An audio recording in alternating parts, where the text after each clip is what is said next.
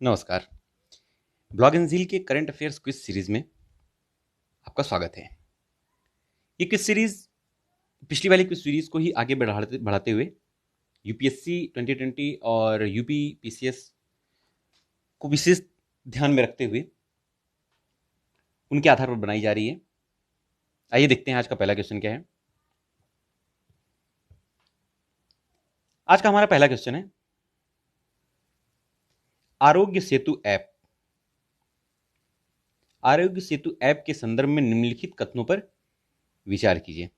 हम सब जानते हैं कोविड-19 का कहर भारत में जोरों से चल रहा है, तो आरोग्य सेतु ऐप के संदर्भ में कथनों पर विचार कीजिए। ऑप्शन पढ़िए, 5 to 10 सेकंड का टाइम लीजिए और आंसर दीजिए। आरोग्य सेतु ऐप, इसका पहला है, यह कोविड-19 की ट्रैकिंग से संबंधित एक मोबाइल एप्लीकेशन है।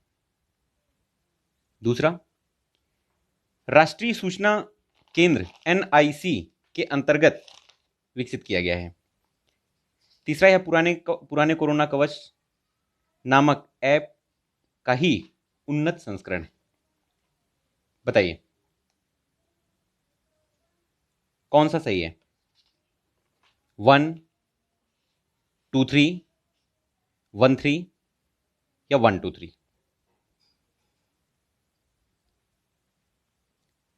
टाइम हो गया। इसका तीनों ऑप्शन सही है। हम सब जानते हैं प्रधानमंत्री ने, नरेंद्र मोदी जी ने रिक्वेस्ट किया था कि इसको कोविड-19 के लिए लॉन्च किया था और इसको सबके मोबाइलों में इंस्टॉल करना इस ऐप को जरूरी था। राष्ट्रीय सूचना केंद्र के अंतर्गत विकसित किया गया था और पुराने कोरोना कवच का ही एक उन्नत संस्करण है। क्लियर है? अगला है, भारत में आर्द्र भूमि। इसको थोड़ा सा ध्यान रख लेंगे क्योंकि आर्द्र भूमि इस बार रामसर साइट्स के नाम से काफी ज्यादा फेमस हुई हैं, तो इनको ध्यान में रखते हुए इससे एक क्वेश्चन इस बार एग्जाम में जरूर बन सकता है। क्लियर है? देखिए क्वेश्चन हमारा क्या कहता है, भारत में आर्द्र भूमि के संबंध में निम्नलिखित कथनों पर विचार कीजिए। पहला क्या कह रहा है, राज्यों में आर्द्र भूमि के तहत ओडिशा में सर्वाधिक प्रतिशत क्षेत्र हैं। केंद्र शासित प्रदेशों में आर्द्र भूमियों के तहत लक्षद्वीप में सर्वाधिक प्रतिशत क्षेत्र हैं। क्वेश्चन इसी टाइप से ही पूछे जाते हैं। ये भी पूछ लेगा कि ये रामसर साइट के अंदर है कि नहीं, पर्टिकुलर साइट का नाम देंगे। मौका मिला तो मैं एक वीडियो रामसर साइट से भी बना दूंगा। आर्द्र भूमि के अंतर्गत ये साइट आ रही है या नहीं आ रही है, ठीक है? इस टाइप से क्वेश्चंस बन सकते हैं। तो इसका क्या है कि राज्यों में आर्द्र भूमि के तहत उड़ीसा वाला ये पोर्शन गलत है। केंद्र शासित प्रदेशों में लक्षद्वीप सबसे आगे है।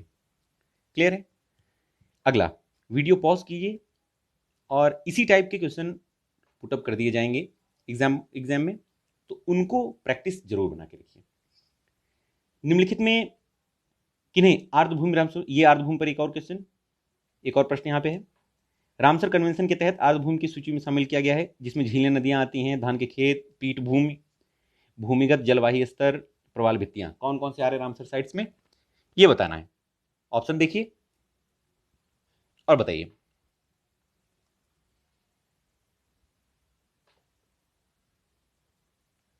हो गया? क्लियर? अपनी प्रैक्टिस कर ली। इसमें सारी चीजें, झील और नदियां भी आती हैं, पीठ भूमि भी आते हैं, प्रवाल भित्तियां भी आती हैं, धान के खेत भी आते हैं, भूमिगत जलवायु स्तर भी आते हैं। प्रवाल भित्तियां अच्छे तरीके से इलोबरेट किया है ज्योग्राफी में। मैंने पूरा सिलेबस नहीं कवर किया है अभी, बट ये उन स्टूडेंट्स को बहुत ज़्यादा हेल्प देने वाला है जो अभी फर्स्ट सेकेंड अटेम्प्ट पे देने जा रहे हैं। तो प्लीज़ इनको क्वेश्चंस को जरूर रिवाइज करें। क्वेश्चन का लेवल है और इसी टाइप के क्वेश्चन पुटअप किए जाते हैं एग्जाम में। देखिए, स्वच्छ सर्वेक्षण का भी एक वीडियो मैंने बनाया हुआ है। ये अगला क्वेश्चन है, स्वच्छ सर्वेक्षण 2020 के बारे में। स्वच्छ सर्वेक्षण वाला जो करंट अफेयर्स का वीडियो है, उसी मेरे करंट अफेयर्स के वीडियो को स्वच्छ सर्वेक्षण वाले को जरूर पढ़िएगा। उसमें बहुत सारे क्वेश्चंस मैंने रखे हुए हैं कि कौन सा सिटी नंबर 1 रहा है क्लीनेस्ट, कौन सा स्टेट नंबर 1 है और कौन सा अग्रसर है नंबर 1 की ओर। सबसे ज़्यादा साफ सुथरा मिला है। ये सारी, और गंगा के तराई इलाकों में, तटीय क्षेत्रों में कौन कौन सा राज्य किस किस नंबर पे आ रहे हैं, ये सब बहुत सारे उसमें क्वेश्चंस मैंने पुटअप कर रखे हैं। तो स्वच्छ सर्वेक्षण वाला करंट का वीडियो एक बार जरूर उठा के देखिएगा। 99.9% चांसेस हैं उससे क्वेश्चन एक जरूर पुटअप होगा। ठीक है, तो ये क्या कह रहा है, ग्रामीण विकास मंत्रालय द्वारा स्वच्छ सर्वेक्षण 2020 की शुरुआत की गई है। स्वच्छ मंच एक वेब आधारित मंच है जिसका उद्देश्य एक साझा मंच के तहत स्वच्छ भारत मिशन के लिए प्रत्येक हितधारक के लिए किया गया है। अहमदाबाद को सबसे स्वच्छ शहर घोषित किया गया है। तो वीडियो पॉज कीजिए और आंसर दीजिए। ऑप्शन देखते हैं। ऑप्शन है 1 2 2 1 3 ऑल। स्वच्छ सर्वेक्षण एक वेब आधारित मंच है, इसका उद्देश्य एक साझा मंच स्वच्छ भारत मिशन से ही रिलेटेड था ये, इसलिए इसका दूसरा ऑप्शन बिल्कुल सही है। बाकी पहला ग्रामीण स्वच्छ मंत्रालय ने नहीं किया है इसको, और अहमदाबाद स्वच्छ में शहर नहीं है। स्वच्छ शहर हर बार की तरह मध्य प्रदेश का है। कौन सा है सब जानते हैं, ठीक है, सबने पढ़ रखा है। तो हर बार वही नंबर 1 आ रहा है, इस बार भी वही नंबर 1 है, मध्य प्रदेश का शहर है। कौन सा राज्य सबसे ऊपर है वो भी ध्यान में रख लीजिएगा। इसमें क्या है, निम्नलिखित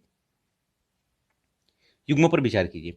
ये कुछ त्योहार के नाम दिए हुए हैं, कुछ फेस्टिवल्स दिए हुए हैं, उनको सही सुमेलित कीजिए। नवरेह, युगादि, गुंडी पाडवा, ये कुछ त्योहार थे, अभी हाल फिलहाल में ही मनाए गए हैं। ये किससे रिलेटेड हैं? कुछ त्योहारों को मैंने अपने क्वेश्चन क्विज की सीरीज में करंट अफेयर्स वाली में डाल रखा है, उनको भी देख लेंगे जो अभी लेटेस्ट अपडेट हुए हैं, और ये रिलेटेड किससे हैं ये भी देख लेते हैं। नवरेह, ये कौन सा सही सुमेलित है? नवरेह कश्मीर का है, ये बिल्कुल सही है। और युगादि मणिपुर, ये गलत है। गुड़ी पाडवा महाराष्ट्र, ये बिल्कुल सही है। तो सही कौन सा हुआ? 1 and 3, इसका ऑप्शन सी सही है। 1 and 3 क्लियर है। आगे बढ़ते हैं। देखिए, इसमें एक आर्टिकल का भी क्वेश्चन है, तो आर्टिकल से क्वेश्चन जरूर पुटअप होते हैं, इसलिए आर्टिकल को एक बार जरूर रिवाइज करके जाएं। आर्टिकल 21 पिछली बार यूपीएससी में भी एक क्वेश्चन आर्टिकल का पूछा गया था, और यूपीपीसीएस में लगातार क्वेश्चन जरूर पुटअप हो जाते हैं। 2 से 4 क्वेश्चन जरूर रहते हैं आर्टिकल में, वो थोड़ा घुमा के रहते हैं। देखिए, आर्टिकल का प्रश्न है ये। तो आर्टिकल के बारे में पहला दिया हुआ है कि आर्टिकल 21 आजीविका के आधार पर आजीविका का अधिकार, विदेश में यात्रा का अधिकार, दूसरा बेड़ियों के विरुद्ध अधिकार, तीसरा उपयुक्त जीवन बीमा नीति का आधार, प्रतिष्ठा का अधिकार। ये सारी चीजें आर्टिकल में आती हैं, या इनमें से कौन सा नहीं आता है ये बताइए।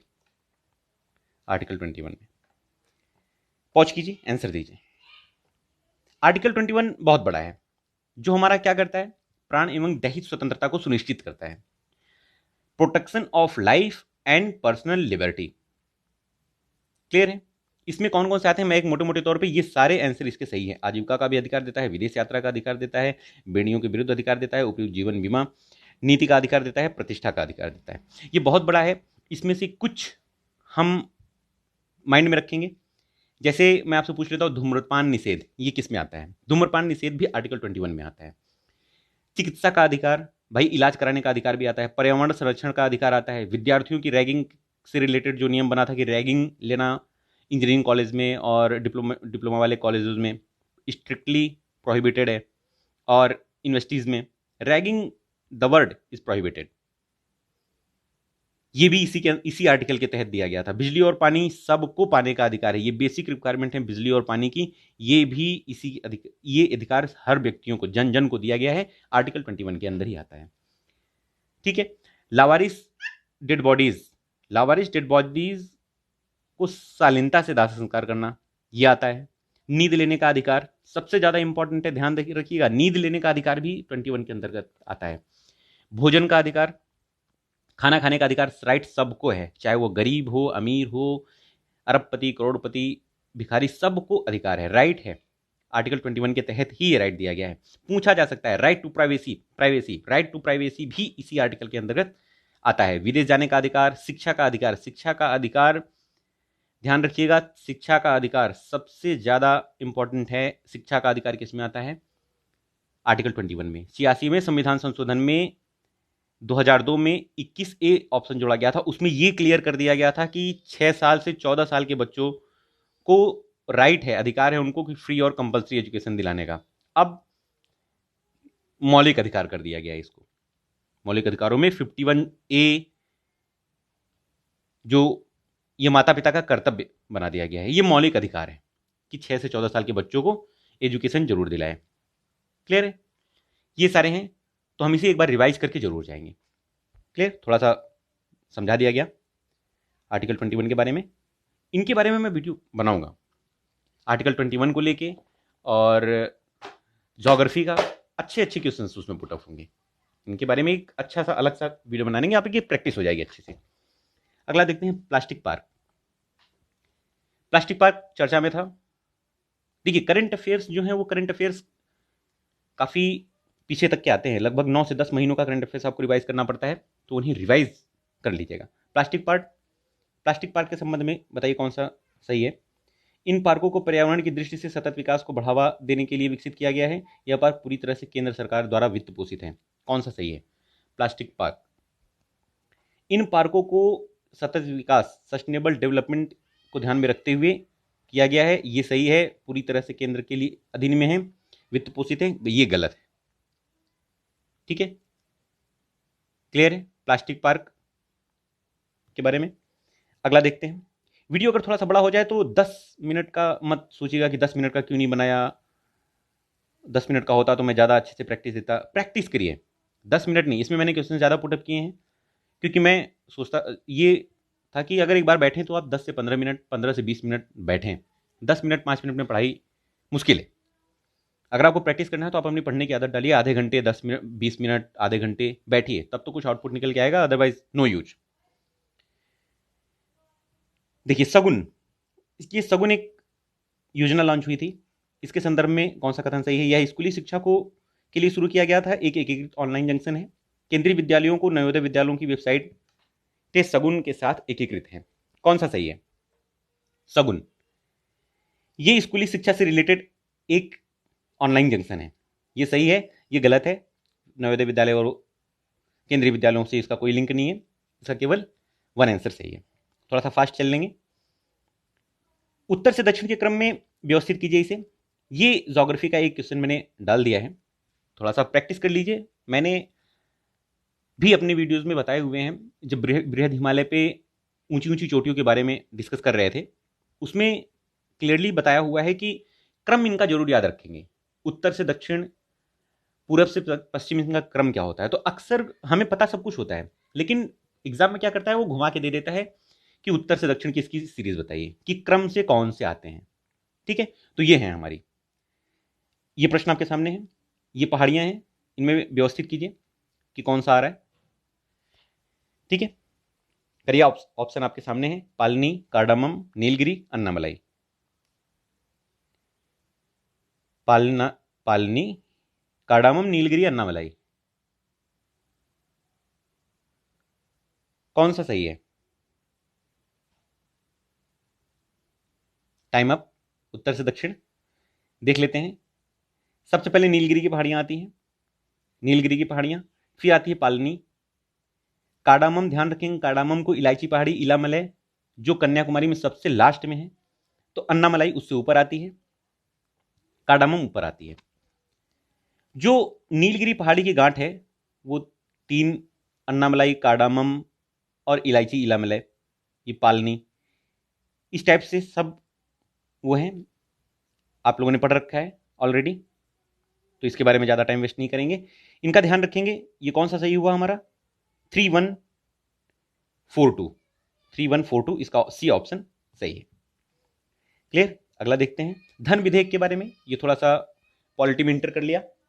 धन विधेयक के संदर्भ में कौन सा सही है, ये आप चेक करिए एक बार, बताइए। धन विधेयक, पूरा क्वेश्चन पढ़ने की जरूरत नहीं है, इसमें डिस्प्ले है, फिर भी देख लीजिए। किस कर के आरोपण, कमी और उनको हटाने के लिए धन विधेयक का भाग समझा जाता है, इसलिए किसी भी एक कर का नियमन समान विधेयक का भाग होता है। कोई भी विधेयक धन विधेयक है या नहीं, इसका निर्णय लोकसभा का अध्यक्ष लेता है।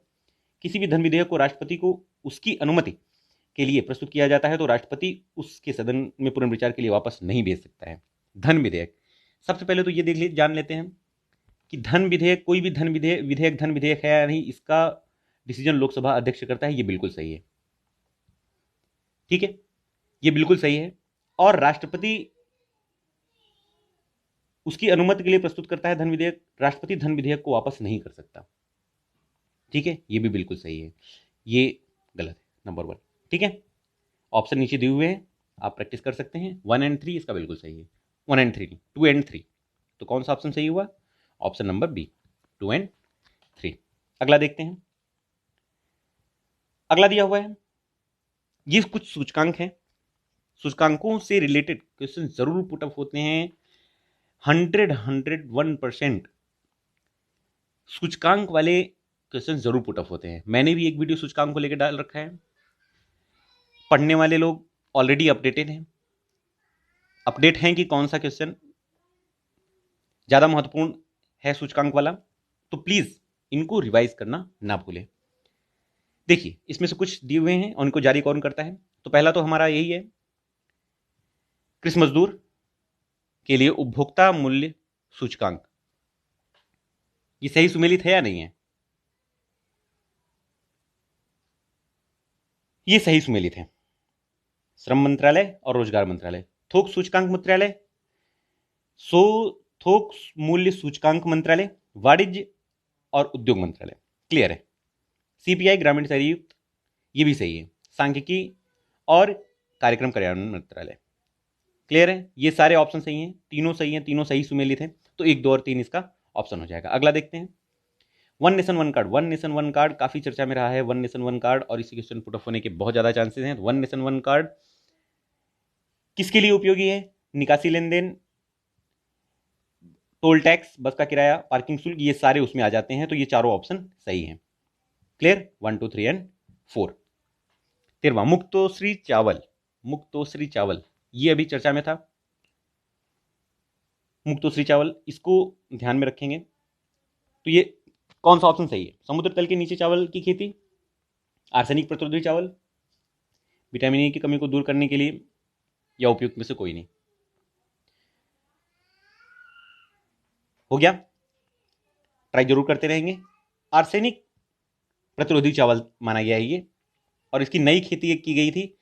आर्सेनिक जमीन में कहीं कहीं किसी किसी राज्य में, जिसमें उत्तर प्रदेश का भी कुछ राज्य शामिल है, जमीन के नीचे से जो पानी निकलता है उनमें आर्सेनिक की मात्रा ज्यादा आती है। तो उनसे अगर हम चावल की खेती की, चावल के फसलों की सिंचाई करते हैं, तो चावल की फसलों में भी आर्सेनिक ज्यादा मात्रा में पहुंच जा रहा है, जिससे हमारे कैंसर जैसी नुकसानदेह बीमारियों के बढ़ने का बहुत बड़ा रीजन है।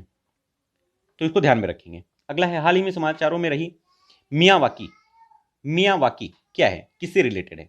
मियावाकी पद्धति किससे रिलेटेड है? परमाणु संलयन से, वनीकरण से, परमाणु अपशिष्ट प्रसंस्करण से, जल कृषि से। वनीकरण से। क्लियर है। कुसुम योजना, पीएम कुसुम योजना, कुसुम, जितनी भी योजनाएं हैं उनको प्रधानमंत्री जी देश के हित के लिए, हमारे प्राइम मिनिस्टर योजना पे योजना लाते जा रहे हैं, और हमारा क्वेश्चन टफ होता जा रहा है। हमारा paper day by day tough होता जा रहा है। भाई टफ इसलिए होता जा रहा है क्योंकि हमें सारी योजना याद रखनी है, उनके फीचर्स क्या क्या है ये भी याद रखना है। तो पीएम कुसुम योजना, पीएम कुसुम योजना के संदर्भ में कौन सा सही है? तो इसे देख लीजिए, ऑप्शन इसमें दिए हुए हैं। ये स्किल इंडिया मिशन का है, उज्ज्वला योजना को पूर्णता प्रदान करता है, सौर पंपों से की स्थापना हेतु किसानों के लिए ये योजना है, ग्रामीण क्षेत्रों में महिला साक्षरता बढ़ावा देने के लिए। कौन सा है? कुसुम योजना। कुसुम योजना सौर पंप से रिलेटेड है, थोड़ा सा विस्तार में पढ़ लेना। कुसुम योजना सौर पंप से रिलेटेड है, ठीक है। आगे देखते हैं, ये कुछ कन्वेंशंस दिए गए हैं, कुछ कन्वेंशंस हैं जिनके बारे में हमें जानना चाहिए। क्या है वो?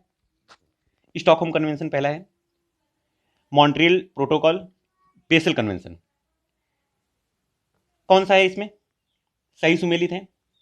तो इसमें ज़्यादा दिमाग लगाने की जरूरत नहीं है, सारे सही हैं इसके। स्टॉकहोम कन्वेंशन दीर्घायु कार्बनिक प्रदूषण के लिए, मॉन्ट्रियल प्रोटोकॉल ओजोन लेयर के लिए, बेसल कन्वेंशन खतरनाक अपशिष्टों का सीमा पार स्थानांतरण।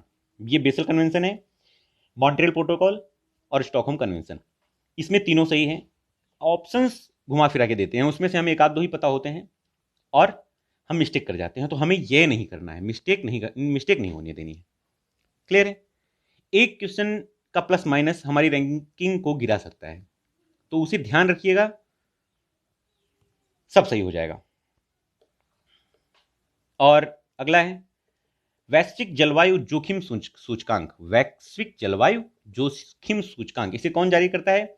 मैं आप लोगों को बता चुका हूं। सूचकांक जो इंडेक्स हैं उनको जरूर रिवाइज कीजिएगा। मैंने अपने इंडेक्स करंट अफेयर्स में एक इंडेक्स का भी वीडियो बना रखा है, उसे पढ़िएगा, उसमें बहुत कुछ जानने के लिए है। काफ़ी मैंने उसमें सूचकांक कवर किए हैं, जो छूट गए हैं उनके लिए एक आध वीडियो मौका मिला तो और बना देंगे। जर्मन वॉच से जारी करता है, कौन जारी करता है? German watch. दक्षिण अफ्रीका, हाँ महात्मा गांधी का ये है, महात्मा गांधी से रिलेटेड। दक्षिण अफ्रीका में महात्मा गांधी का जीवन परिचय हम सब ने पढ़ा हुआ है। साउथ अफ्रीका गए थे, वकालत की थी, उनको ट्रेन से धक्का दे दिया गया था, फर्स्ट क्लास में ट्रेवल नहीं करने दिया गया था, ब्ला ब्ला ब्ला, कई चीजें हमने पढ़ रखी हैं। तो देखिए इनका सीक्वेंस पूछ लिया है, यही हमें घूमना पड़ जाता है कि ये सीक्वेंस जो पूछ लिया है वो गांधी जी के बारे में सबको पता है। ये सीक्वेंस दिया हुआ है 1 2 3 4, तो इसमें से कौन सी घटना कालानुक्रम सही है? ठीक है, इनका सही क्रम क्या है गांधी जी का? तो इसका पहला पीटर मैरिटबर्ग की घटना इनकी सबसे पहले हुई थी। फिर ये नटाल इंडियन कांग्रेस की स्थापना हुई थी। फिर इंडियन ओपिनियन का प्रकाशन हुआ था और फिनिक्स ऑपरेशन की आश्रम की स्थापना की थी। ये 4 हैं टोटल। इनका क्रम याद रखिएगा 1 3 2 4, 1 3 2 4। तो इसका पहला ही ऑप्शन सही होता है हमारा।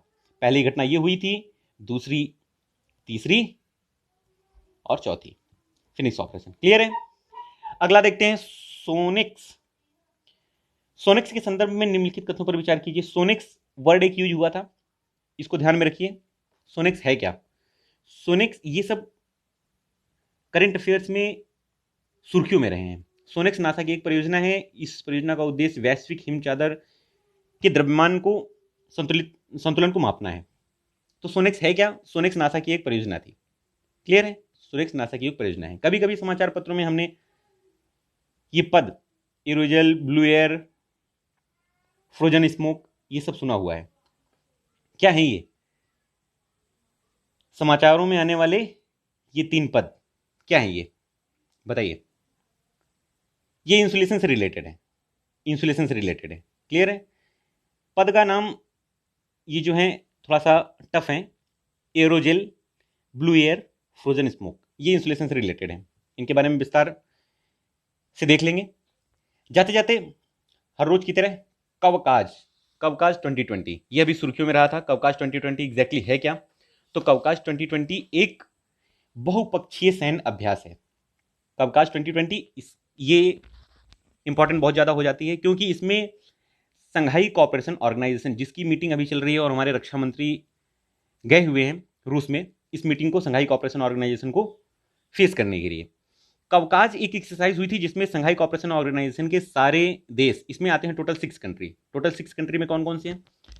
रूस आता है, चाइना आता है, रूस, एक बार फिर से इसको साफ करके लिख देते हैं यहाँ पे। मैंने वैसे बता रखा है संघाई कोऑपरेशन ऑर्गेनाइजेशन के बारे में, लेकिन फिर भी कुछ लोगों ने पुराने वीडियोज नहीं देखे हैं, तो प्लीज़ रिक्वेस्ट करता हूँ कि मेरी वीडियो की सीरीज़ आप देखते रहें, और अगर नहीं तो मैं इसमें बता देता हूँ। संघाई कोऑपरेशन ऑर्गेनाइजेशन में पहले चीन, रूस,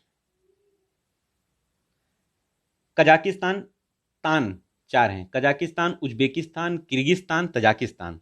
कजाकिस्तान और तजाकिस्तान दोनों अलग अलग हैं। उज्बेकिस्तान, किर्गिस्तान ये हो गए। बाद में इसमें 2 कंट्रियां और ऐड कर ली गई थी, इंडिया और पाकिस्तान। तो ये एक्सरसाइज जब ज्वाइंट रूप में हो रही थी तो because of any reason, because of corona pandemic और जो हमारा डिस्प्यूट चल रहा है चाइना के साथ, इनको ध्यान में रखते हुए इंडिया ने इस एक्सरसाइज में पार्टिसिपेट करने के लिए मना कर दिया था। इस संघाई कॉर्पोरेशन ऑर्गेनाइजेशन, इसका हेडक्वार्टर कहाँ है? इसका हेडक्वार्टर चीन में है, बीजिंग में। ये 15 जून 2001 में इसकी स्थापना हुई थी। क्लियर है? इसी के साथ वीडियो यहीं पे खत्म करते हैं और अगली वीडियो में मोस्ट प्रोबेबली पॉसिबल ये है कि ज्योग्राफी की क्विज सीरीज लेके आऊंगा। ज्योग्राफी में बहुत अच्छे अच्छे क्वेश्चन पुट अप होंगे। ज्योग्राफी एग्जाम का एक बहुत बड़ा क्वेश्चन कवर करता है, बहुत बड़ा पोर्शन कवर करता है, इसलिए ज्योग्राफी को लूज नहीं छोड़ना है, ज्योग्राफी को स्ट्रांग बनाना है। बहुत बड़ा पोर्शन कवर होता है ज्योग्राफी का। तो ये अगली वीडियो में कोशिश करेंगे कि ज्योग्राफी के प्रश्न जिसमें आपका माइंड बूस्टअप हो सके और माइंड टेस्ट हो सके, उसको लेके आऊंगा। हमारे साथ बने रहें, चैनल को लाइक शेयर और सब्सक्राइब करना ना भूलें। मिलते हैं अगली वीडियो में, तब तक के लिए नमस्कार।